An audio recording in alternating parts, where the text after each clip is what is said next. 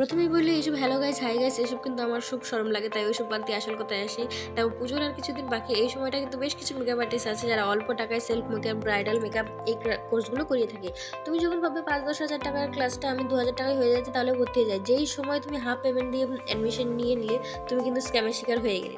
প্রথমত উইকে একটা করে ক্লাস, প্রথম দিন থাকে ডেমনস্ট্রেশন, যেটা তুমি যদি বিগিনার হও একদম তোমার পুরোটা মাথার উপর দিয়ে চলে যাবে। নেক্সট যে দুটো ক্লাস থাকবে তাতে থাকবে একটা প্র্যাকটিস, আরেক দিন থাকবে কলকা। বাকি যে দুটো দিন থাকে তার মধ্যে থাকবে একটা প্র্যাকটিস আর একটা থাকবে ডেমনস্ট্রেশন ছাড়া যে দিনগুলো তুমি যাবে দেখবে তোমার মেকআপ আর্টিস্ট যার কাছে তুমি শিখতে গেছো সেই নেই, তার অ্যাসিস্ট্যান্টরা সবটা দেখে শুনে রাখছে। আর তুমি যখন তাদের কাছে বারবার কিছু জানতে চাইছো একই জিনিস, তখন কিন্তু তারা তোমার উপর বিরক্ত হচ্ছে। এটা কিন্তু একদমই নিজের সম্পূর্ণ এক্সপিরিয়েন্স থেকে শেয়ার করছি, যেটা আমার সাথে দুবার হয়েছে। দ্বিতীয়ত আসি প্রোডাক্ট নিয়ে। প্রোডাক্ট ওরা ডিরেক্ট বলবে না যে আমার কাছ থেকে না, ওরা তোমাকে বলবে যে এই জায়গার প্রোডাক্ট ফেক হয় বা ডুপ্লিকেট হয়।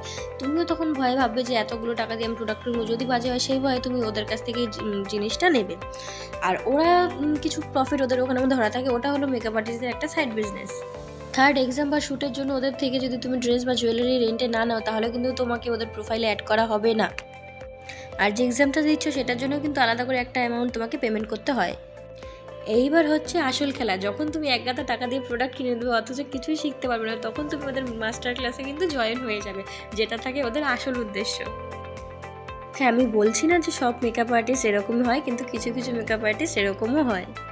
এবার এসে সেই কথায়, যেভাবে আমি স্ক্যাম হয়েছি, আমার ক্লাস হয়ে গেছে আজকে প্রায় 10 মাস হয়ে গেছে, কিন্তু সার্টিফিকেট কিন্তু এখনও আসেনি।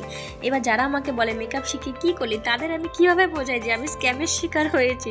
সার্টিফিকেট ছাড়া কেউ মেকআপ আর্টিস্ট বুক করে না। ব্যাস এইটুকুই জ্ঞান দেওয়ার ছিল। মেকআপ আর্টিস্টের কোনো আমি এখানে নাম নেবো না, নয়তো সে আবার কেলেঙ্কারি হয়ে যাবে।